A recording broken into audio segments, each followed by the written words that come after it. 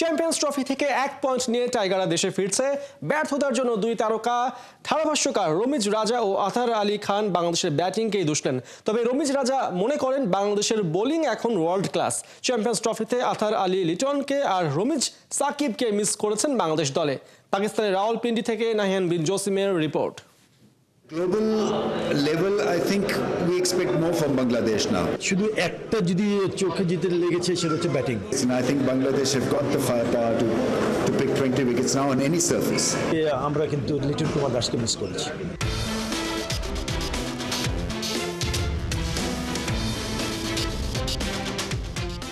শেষ ম্যাচটা বৃষ্টিতে ভেসে যাবার কারণে অন্তত বাংলাদেশ এবং পাকিস্তানের জন্য কিছুটা হলেও স্বস্তি।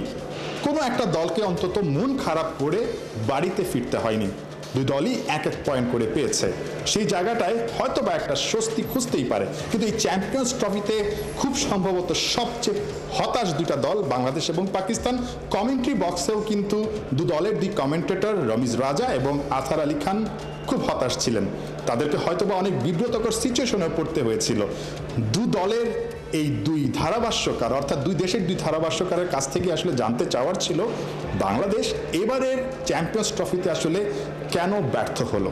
But at the global level, I think we expect more from Bangladesh now. I think, they've been there many a times. We talk about them being very talented and full of potential, but it's just that potential has got to come through now in terms of victories. শুধু একটা যদি চোখে যেতে লেগেছে সেটা হচ্ছে batting. আমাদের batting ডিপার্টমেন্টটা অবশ্যই দুঃখজনক, যেভাবে পারফরমেন্স করেছি। প্রথম ম্যাচে 35 রানে 5টা উইকেট, তারপরের ম্যাচটা 47-এর ওপেনিং রানের পার্টনারশিপের পরে 118 রানে 5 উইকেট পড়ে যায়। এই জায়গাটা আমাদের অবশ্যই কাজ করতে হবে। But I think it's the rotation of strike as far as middle order is concerned. It's about setting up. I think Bangladesh need to do just a little bit more with the bat than with the ball. দুই commentator আতার আলী খান এবং রমিজ রাজা কিন্তু বলছেন বাংলাদেশের ব্যাটিংটাই এই champions ট্রফিতে বাংলাদেশকে ভুগিয়েছে। ঠিক তাই, বাংলাদেশ দুটা ম্যাচে 340টা ডট বল দিয়েছে। কখনো টপ অর্ডার ব্যর্থ হয়েছে, কখনো মিডল অর্ডার ব্যর্থ হয়েছে। ঠিক এই অপ্রাপ্তির চ্যাম্পিয়ন্স ট্রফিতে আবার এই দুই কমেন্টেটরই বাংলাদেশের পেস অ্যাটাকের ভূয়সী প্রশংসা করেছেন। It's really impressive. I think you've got variations. You've got right arm pace, and then you've got Taskeen, who's got experience. And Mustafiz, we know, is a very fine left arm bowler. Great change of pace, and also I think the cupboard is pretty full for Bangladesh as far as fast bowling is concerned, which is fantastic news because that gives you, your leader best chance to win test matches. You have to pick 20 wickets, and I think Bangladesh have got the firepower to pick 20 wickets now on any surface. এবারের champions ট্রফিতে বাংলাদেশের দুই senior ক্রিকেটারের performance প্রশ্নবিদ্ধ। যদিও মাহমুদুল্লাহ রিয়াদ মাত্র একটা match খেলার সুযোগ পেয়েছেন। প্রশ্ন হচ্ছে, এই দুই সিনিয়র ক্রিকেটার কি আরও একটা আইসিসি ইভেন্ট খেলবেন, নাকি এখনই তাদেরকে আসলে থামতে হবে? তাদেরকে নিজস্ব ডিসিশন নিতে হবে কি আসলে তারা কি আরও ইন্টারন্যাশনাল লেভেলে এই ফর্ম্যাটে খেলতে চান কি চান না। তারপরে সিলেক্টরের বিষয়টা আছে, টিম ম্যানেজমেন্টের ব্যাপার আছে, টিম আসলে কী চাচ্ছে। আমি মনে করি কি এখন decision has to come from them, তাদের নিজস্ব ডিসিশনটা আসতে হবে। অপ্রাপ্তির এই চ্যাম্পিয়ন্স ট্রফিতে অনেক প্রশ্ন এসেছে। কখনো কেউ বলছেন বাংলাদেশ কি আসলে সাকিবকে মিস করলো, বাংলাদেশ কি আসলে লিটনকে মিস করলো। দুই কমেন্টেটর দুজনকে নিয়ে আসলে দু ধরনের কথা বলেছেন। হঠাৎ করে একটা প্লেয়ারের কথা মনে আসতেছে, লিটন কুমার দাসের কথা মনে আসতেছে। চ্যাম্পিয়ন্স ট্রফি হচ্ছে 8 দল, টপ 8 দল, পৃথিবীর টপ 8 দলের টুর্নামেন্ট, এবং আমি মনে করি যে আমরা কিন্তু লিটন কুমার দাসকে মিস করেছি। I don't know. I can't say how whether he was in line for selection or not, but obviously he's a real good all-rounder. ICC event আসে, আইসিসি ইভেন্ট যায়, কিন্তু বাংলাদেশ সেই একই রকমভাবে ব্যর্থতার বৃত্তে ঘুরপাক খেতে থাকে। পরবর্তী আইসিসি ইভেন্টে বাংলাদেশ কেমন করবে সেই পরিকল্পনাটা এখন থেকে নেওয়াটা খুব বেশি জরুরি। তাহলেই হয়তোবা আরও একবার সত্যিকার অর্থেই বাংলাদেশ এই ট্রফি জয়ের স্বপ্নের কথাটা শোনাতে পারবে। সেই অনুযায়ী পারফর্ম করলে বাংলাদেশের স্বপ্নটাও হয়তোবা সত্যি হবে, সেই প্রত্যাশাটাই সবাই করছে। নাহিয়ান বিন জসিম, 71, রাওয়ালপিন্ডি, পাকিস্তান। জয়হীন থেকে চ্যাম্পিয়ন্স ট্রফি মিশন শেষ করেছে বাংলাদেশ। টানা 2 ম্যাচ হারলেও সেখান থেকে নাকি অনুপ্রেরণা খুঁজে পেয়েছেন ক্যাপ্টেন নাজমুল হোসেন শান্ত। হাসি খুশি টাইগার অধিনায়ক স্বীকার করেছেন স্ট্রাইক রোটেশনে দলের ব্যর্থতা। রাওয়ালপিন্ডিতে বৃষ্টির ফাঁকে ঘটে যাওয়া নানা ঘটনা থাকছে রিপোর্টে। রাওয়ালপিন্ডিতে তখন তুমুল বৃষ্টি। ম্যাচ হবে কি হবে না তা নিয়ে বৃষ্টিতে ভিজতে থাকা দর্শকদের ব্যাপক অস্বস্তি। এমন সময় ক্যামেরার ফ্রেমে উঠে এলো টাইগারদের ড্রেসিং রুম। দলের অবস্থা ভঙ্গুর হলেও বৃষ্টি স্নাত দুপুরে শান্তকে দেখা গেল খোশ মেজাজে। নাহিদ রানা, তাওহিদ হৃদয়, তানজিদ তামিম, কারো মুখ থেকেই হাসি সরছে না। অবশ্য ওই সময় আরও একটা ছবি দেখানো হয়, যেখানে বাংলাদেশের 2 ফ্যান বিষণ্ণ মনে জুবুথুবু হয়ে মাঠ ছাড়ছেন। পাশাপাশি এই 2 ছবি দিয়ে আইসিসির প্রডিউসার যা বোঝাতে চেয়েছেন তা বুঝতে খুব একটা কষ্ট হবার কথা নয়। তবে পাকিস্তানের ড্রেসিং রুমের অবস্থা ছিল একদম উল্টো। রিজওয়ানদের চোখে মুখে হতাশার ছাপ স্পষ্ট। বোঝাই যাচ্ছিল ডিফেন্ডিং চ্যাম্পিয়ন হিসেবে গ্রুপ পর্ব থেকে বিদায় নেয় শুধু ক্রিকেটাররা নন, কোচ, সাপোর্টিং স্টাফ থেকে পিসিবি কর্তা সবাই মুষড়ে পড়েছেন। খেলা হচ্ছে না তাতে কি, সহকারী কোচ আজহার মাহমুদের ইনস্ট্রাকশন মনোযোগের সাথে শুনছিলেন pacer Nasim Shah. Champions trophy থেকে এমন বিদায় গোটা পাক শিবিরের জন্য কত বড় আঘাত তা রমিজ রাজাকে দেয়া রিজওয়ানের সাক্ষাৎকারেই ফুটে উঠেছে। স্বাভাবিকভাবেই শেষ কয়েক সপ্তাহ ধরে ফলাফল ভালো না।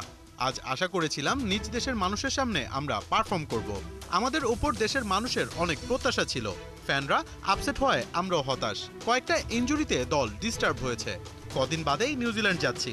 এখানকার ভুলগুলো ওখানে শুধরে নিতে চেষ্টা করব। পাক ক্যাপ্টেন আপসেট হলেও বাস্তবতা মেনে নিয়েছেন বাংলাদেশ অধিনায়ক নাজমুল শান্ত। পাশাপাশি প্রথম 2 ম্যাচ হারলেও সেখানে নাকি ইতিবাচকতা খুঁজে পেয়েছেন। আপনি লক্ষ্য করবেন, আমরা 2 ম্যাচ হারলেও গেম অনেকক্ষণ ধরে রেখেছিলাম। আশা করি প্রপার প্ল্যান করে সামনে এগিয়ে যাব। আগে ফাস্ট বোলারদের নিয়ে স্ট্রাগল করতাম, এখন রানা, তাসকিনরা ভালো করছে। রিশাদের মতো রিস্ট স্পিনার আছে। স্ট্রাইক রোটেশন নিয়ে আমাদের প্রপারলি অনুশীলন করতে হবে। ছেলেরা এখন বুঝতে পেরেছে তাদের করণীয়।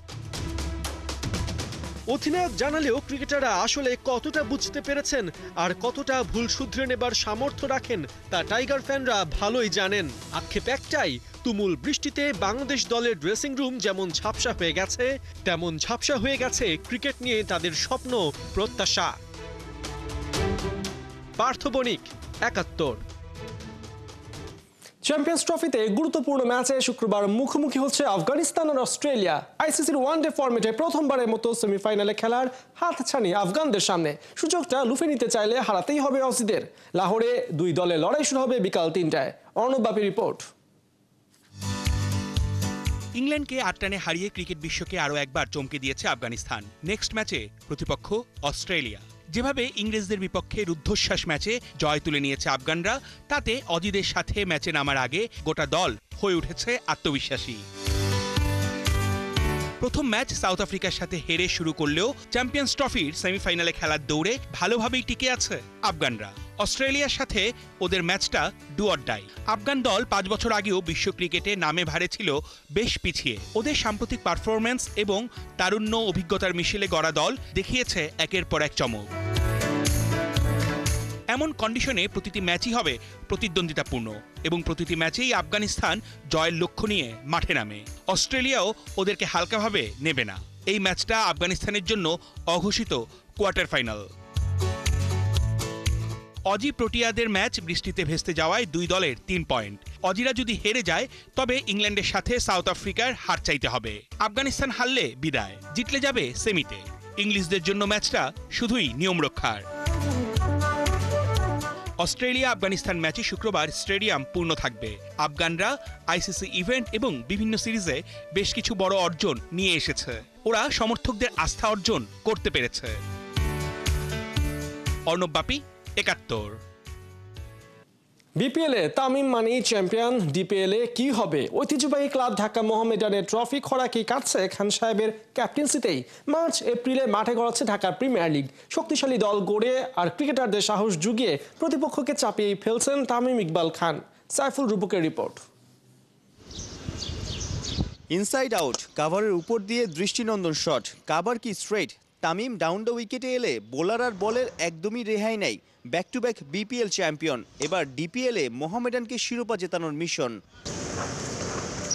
এখনো প্র্যাকটিস কিট বুঝে পায়নি ক্রিকেটাররা, তাই তো কে কোন ক্লাবে বোঝা বড়ই মুশকিল। তবে বৃহস্পতিবার মিরপুর একাডেমির নেটে মোহামেডান সতীর্থ তাইজুলের সঙ্গে দারুণ লড়াই চলল খান সাহেবের। ব্যাট বলের সঙ্গে কথারও যুদ্ধ, দুজনই চ্যালেঞ্জ নিয়ে অনুশীলনটা সারলেন।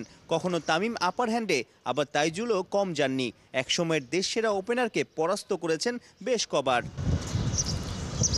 গেলবারের রানার্স আপ, এবার মোহামেডানের দলটা জাতীয় দলের চেয়ে কোনো অংশে কম নয়। কাপ্তান তামিমের সঙ্গে আরও দুই পাণ্ডব মাহমুদুল্লাহ মুশফিক, তাহিদ হৃদয়, মিরাজ ও মাহিদুল অঙ্কনও একই তাঁবুতে। স্পিনে তাইজুল আর তানভীর, পেস ইউনিট সামলাবেন সাইফুদ্দিন, এবাদতরা। শক্ত দল গড়ার পেছনের রহস্যটা খোলাসা করলেন ঐতিহ্যবাহী ক্লাবটার ক্রিকেট প্রধান Masuduzzaman. Tamim, he is very professional guy and intelligence also. So, ওর কিছু পরামর্শ কিন্তু এখানে ছিল এবং এখনও আছে। ওই পরামর্শগুলি আমরা পজিটিভলি দেখেছি এবং ওর কথায় যুক্তি ছিল যে এই জিনিসগুলি, এই প্লেয়ারগুলি এই জায়গায় নিতে পরে আমরা হয়তো একটা ভালো টিম করতে পারি। সেই দিক দিয়ে কিন্তু ও আমাদেরকে অনেক হেল্প করেছে। শেষ কবে ঢাকা প্রিমিয়ার লিগের শিরোপা জিতেছে মোহামেডান হয়তো অনেকেই ভুলে গেছে। কারি কারি টাকা খরচা করে তারকা খচিত ভারসাম্যপূর্ণ দল গড়েছে এবার। দীর্ঘ অপেক্ষারও কি ইতি ঘটছে এই মৌসুমেই? এখন অনেকটা চাপমুক্ত ক্রিকেট, বাংলাদেশের ক্রিকেট অনেকটা চাপমুক্ত। এখন মোহনান যদি মোহনানের স্বাভাবিক খেলাটা খেলতে পারে, এই তরুণ ছেলেগুলি যদি খেলতে পারে এবং অভিজ্ঞ ছেলেপেলেগুলি কম্বিনেশন যদি ভালো হয়, তাহলে আশা করতে পারি হয়তো। ৩রা মার্চ থেকে মাঠে গড়াচ্ছে এবারে ঢাকা প্রিমিয়ার লিগ। সাইফুল রূপক, ৭১। জনদুর্ভোগ এড়াতে বাইক শো ডাউন বন্ধ করলেন ক্রীড়া উপদেষ্টা। নিজ এলাকা কুমিল্লায় অনন্য এই নজির স্থাপন করেছেন তিনি, যেখানে রাজনৈতিক নেতারা সাধারণ মানুষের কথা না ভেবে অবাধে মিছিল শো ডাউন করেন। সেখানে একেবারেই ব্যতিক্রম আসিফ মাহমুদ সজীব ভুইয়া। সবার আগে তার কাছে আম জনতা, তারপর বাকি সব, এমন বার্তায় ছড়িয়ে দিচ্ছেন সবখানে। মাহমুদুল হাসান সজীবের রিপোর্ট। বাইক নিয়ে এভাবে রাস্তায় শো ডাউন দিয়ে আসলে এটা মানুষের জন্য ভোগান্তি তৈরি করে। আপনারা এসেছেন, আপনাদের ভালোবাসাকে আমি অত্যন্ত সম্মান করি এবং শ্রদ্ধা করি, কিন্তু মানুষের ভোগান্তি সৃষ্টি হয় এরকম কিছু আমরা এড়িয়ে চলি না। স্রোতের সঙ্গে গা ভাসাননি ক্রীড়া উপদেষ্টা আসিফ মাহমুদ সজীব ভুইয়া। চাইলেই হাজার হাজার বাইকের শোডাউনে নিজ গ্রামে ঘুরে বেড়াতে পারতেন, দেখাতে পারতেন নিজের দাম্ভিকতা। দামি গাড়িতে বসে জানালার ওপাশ থেকে হাত নেড়ে ছুটে চলতে পারতেন গ্রামীণ জনপদে। তা না করে উল্টো গাড়ি থামিয়ে দিলেন কড়া বার্তা। হাজার হাজার মানুষের ভিড়, গ্রামে এসেছেন রাজনৈতিক নেতা, প্রিয় অভিভাবক। রাস্তা আটকে তার সৈন্য সামন্তের অপেক্ষা। গলা ফাটিয়ে স্লোগানে নেতাকে দিচ্ছেন অভ্যর্থনা। বাইকের উচ্চ শব্দের সঙ্গে জ্যামে বসে অতিষ্ঠ সাধারণ মানুষ। ঘন্টা ২ ধরে তাদের মতো অসহায় মুমূর্ষ রুগী নিয়ে জ্যামে আটকে থাকা অ্যাম্বুলেন্সটিও। রাজনৈতিক দলের এমন কাণ্ডজ্ঞানহীন চিত্র হর হামেশাই দেখা যেত বাংলার বুকে। তবে সে যুগের হয়েছে অবসান। নেতার চাহিদা নয়, জনগণের কথা বলতেই দায়িত্বে তরুণেরা। আসিফ মাহমুদ সজীব ভুইয়া তাদেরই একজন। দেশের ক্রীড়াঙ্গন সংস্কারে কাঁধে গুরুদায়িত্ব। ছুটে বেড়াচ্ছেন টেকনাফ টু তেঁতুলিয়া, কিন্তু তাতে যেন ক্লান্তি ছুঁতে পারে না ক্রীড়া উপদেষ্টাকে। যেমনি নতুন নতুন চিন্তার বীজ বপন করে যাচ্ছেন ক্রীড়া সেক্টরে, তেমনি কঠিন কঠিন সিদ্ধান্ত আর মানুষের মন জয় করে চলেছেন সর্বত্র। এই যেমন এই ঘটনাটি দেখুন না। নিজ এলাকা কুমিল্লায় গিয়েছিলেন স্পোর্টস অ্যাডভাইজার। তার গাড়ির সামনে হাজার হাজার বাইকের শোডাউন, স্লোগান, নিশ্চিতভাবে ভালো লাগার। হ্যাঁ, এলাকাবাসীর ভালোবাসায় তিনি মুগ্ধ, কিন্তু এমন শোডাউন কেড়ে নিতে পারে মানুষের গুরুত্বপূর্ণ সময়। কারণ হতে পারে জনদুর্ভোগের। তাই তো ক্রীড়া উপদেষ্টার সরাসরি না, বাইকের শোডাউন নয়, বাইক থাকবে মাঠে। আপনারা এসেছেন, আপনাদের ভালোবাসাকে আমি অত্যন্ত সম্মান করি এবং শ্রদ্ধা করি, কিন্তু মানুষের ভোগান্তি সৃষ্টি হয় এরকম কিছু আমরা এড়িয়ে চলি। দয়া করে আপনারা এই মাঠে বাইকগুলো রেখে আসবেন। বাংলার তো এমনই একজন নেতা চাই, যিনি নিজ স্বার্থ নয়, দেখবেন জনগণের প্রয়োজন, হবেন আমজনতার বন্ধু, হবেন তরুণদের আইডল, মিশে যাবেন মাটি ও মানুষের ভিড়ে। মাহমুদুল হাসান সজীব, ৭১। জলে কুমির ডাঙায় বাঘ নারী ফুটবল নিয়ে দুই বেরোতে বাফুফে, তবে বাফুফের স্ট্র্যাটেজি ডিসিপ্লিন ফার্স্ট। সংযুক্ত আরব আমিরাতের কাছে 3-1 গোলে হারলেও দারুণ খেলেছে বয়সে নবীন মেয়েরা। 2 মার্চ দ্বিতীয় ম্যাচে যেই অভিজ্ঞতা কাজে লাগাতে চান head coach Peter Butler, senior মেয়েদের মিস করছে না টিম ম্যানেজমেন্ট। মেহেদি নাইমের রিপোর্ট।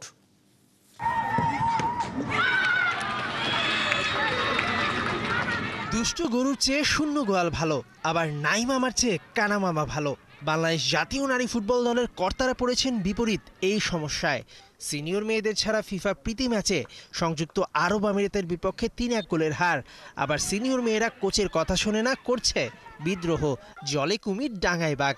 নারী ফুটবলে কি হবে পরিণতি? কাউকে মিস করার ইস্যু নয়, আবার একই সাথে কাউকে পাওয়ার ইস্যু নয়।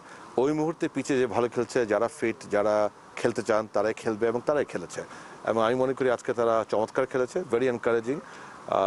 সবাই আমরা যারা খেলা দেখছিলাম সবাই একটি কথা নিঃসন্দেহে বলেছি যে এই টিমটার পোটেনশিয়াল অনেক ভালো এবং we need to invest and nurture them, and that's exactly what we are committed to do. দুবাইয়ে আরব আমিরাত ফুটবল অ্যাসোসিয়েশন পিচে ফিফা প্রীতি ম্যাচ 2-0 ব্যবধানে পিছিয়ে পড়ার পর অধিনায়ক আফিদা খন্দকার প্রান্তির পেনাল্টি ব্যবধান কমিয়েছিল। 4 মাস পর মাঠে নামা বাংলাদেশ, তবে ম্যাচে আর ফিরতে পারেনি। উল্টো তৃতীয় গোল খেয়ে 3-1 ব্যবধানে হেরে মাঠ ছাড়ে পিটারের নতুন দলটি। স্বাগতিক আমিরাত বাংলাদেশের চেয়ে 16 ধাপ এগিয়ে ফিফা র্যাঙ্কিংয়ে। তবে মাত্র 3 সপ্তাহ অনুশীলন করা দলটি মাঠের খেলায় বুঝিয়ে দেয় ওরা সম্ভাবনাময়ী। আমরা লম্বা যাত্রা শেষে এখানে মাত্র একটা সেশন পেয়েছি। এই কন্ডিশনে ওদের নিয়ে বেশি পরিকল্পনা করতে পারিনি। প্রতিপক্ষ হোম কন্ডিশনে খেলেছে, বয়স, র্যাঙ্কিং সব দিক দিয়ে এগিয়ে। তবে বাংলাদেশের মেয়েরা ওদেরকে ছাড়িয়ে যাবার সামর্থ্য একদিন ঠিকই অর্জন করবে। দুই দেশের জাতীয় দলের এটাই ছিল প্রথম দেখা। আগে বয়সভিত্তিক প্রতিযোগিতায় 3 বার মুখোমুখি হয়ে 3 বারই জিতেছিল বাংলা। 2 মার্চ দুই দেশ আনঅফিসিয়াল দ্বিতীয় প্রীতি ম্যাচ খেলবে একই মাঠে। মেহেদি নাইম, 71।